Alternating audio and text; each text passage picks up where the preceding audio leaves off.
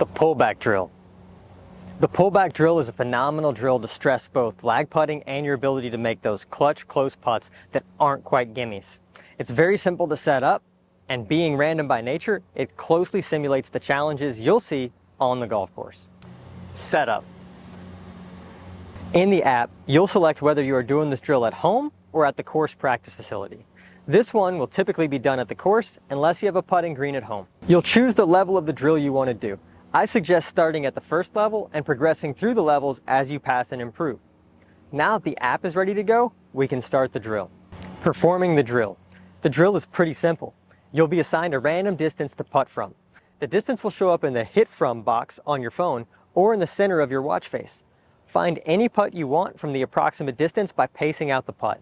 A decent sized step is typically around 3 feet or 1 meter. It doesn't have to be exact for the purpose of this drill. You will hit the putt trying to make or get as close to the hole as possible. Make sure to log how the putt misses in the Par Practice app. I'll explain that shortly. If you missed a putt, you will go to where it finished and you'll pull back the ball by approximately a putter length, which for most people is around 3 feet. You will then continue attempting to hold the putt from the new location. If you miss again, log how the putt misses in the app.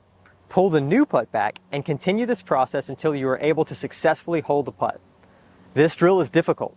If you struggle with speed control, it could take you multiple putts to get it in the hole. Once a putt is holed, the app will give you a new starting distance and you'll begin the process again from a new location. Make them random and challenge yourself with different types of putts, uphill and downhill. When you miss putts, the app will automatically take the information you provide to estimate the length of the following putt. It is not critical to edit or change this value, just continue the pullback process and logging each result until the ball is holed. The drill is over when you have holed the proper amount of putts, typically 20. Keep in mind that it may take 50 or more total putts to hole out 20 times. To get the most out of this drill, it is critical to log the result of each putt. I like to ask myself the following questions to properly capture the putting data. First, did the putt go in? If so, mark hold on your phone or Apple Watch. Did the putt have the right speed? This means it got to the hole and it was not hit more than 18 inches or so past the hole. If not, mark short or long appropriately.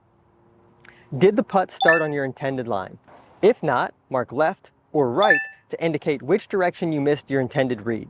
For example, if you're aiming at the left edge of the hole, expecting it to break left to right, and the putt starts outside the left, I would mark this as left, as it was pulled for a right-hander. If instead you're aiming at the left edge of the hole and the ball starts towards the right edge, I would mark that as right, which is considered a push for a right-handed golfer. If the putt had the right speed and started on your intended line and still missed, that means you did not play or read the correct amount of break. In this case, if your putt broke more than you expected, it missed on the low side and will be marked as low and left or low and right. For example, if you read the putt as needing to start on the left edge of the cup and it misses to the right of the cup, that putt would be low and right. A low result. A low result means you underread the break. You played less break than there actually was.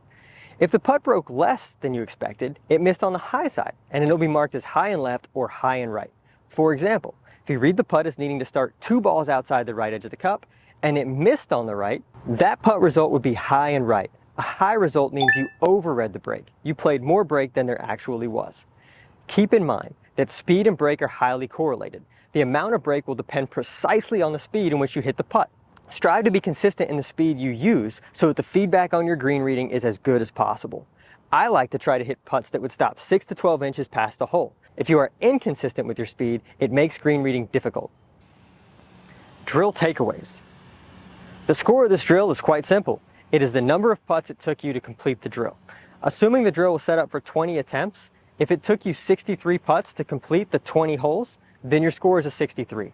A lower number is better. The drill summary will also tell you strokes gained relative to a PGA Tour pro so that you can challenge yourself to putt like the pros. The beauty of this drill is that it stresses multiple parts of your putting game, and at the end it'll give you the same detailed analysis you get from the other drills, including strokes gained and a green reading diagnosis. The drill summary will break your performance into different distance regions and break out your make percentage and strokes gained by distance from the hole to tell you whether you need to work on long, medium, or short putting first. Your misses will be broken down into directional misses. These are putts that miss left or right and indicate poor face control. Speed misses These are putts that did not have the right speed to go in, and bad reads. These are putts where you over or under read the break.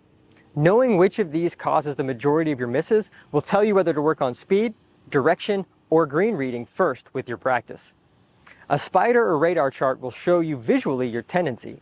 If you see spikes towards the bottom, that means you tend to miss short or underread the break. If you see spikes towards the top, that means you miss long or overread the break. If you can average 2 putt or less in this drill, you're doing very well. Levels. The first level of this drill starts from close range, 5 to 10 feet, and it progresses further and further from the hole as you progress through the levels. This drill will always stress your short putting, but you can choose a starting range based on whether you want to practice lag putting or medium to long putts. Tips to improve. Pay special attention to your missed tendencies. If you tend to miss because of speed, supplement this drill with pullback or putting ladder drills. If you tend to miss because of direction, supplement this drill with a straight putting drill. And if you tend to miss because of green reading, do this drill often. You can also take our green reading quiz to learn how to navigate a green. I also highly suggest studying techniques like aim point that give you the basics to quantify green reading and make it easier to diagnose greens. This is one of my favorite putting drills as it stresses many parts of the game and gets you ready to make those clutch putts that keep a round going. Let's get started.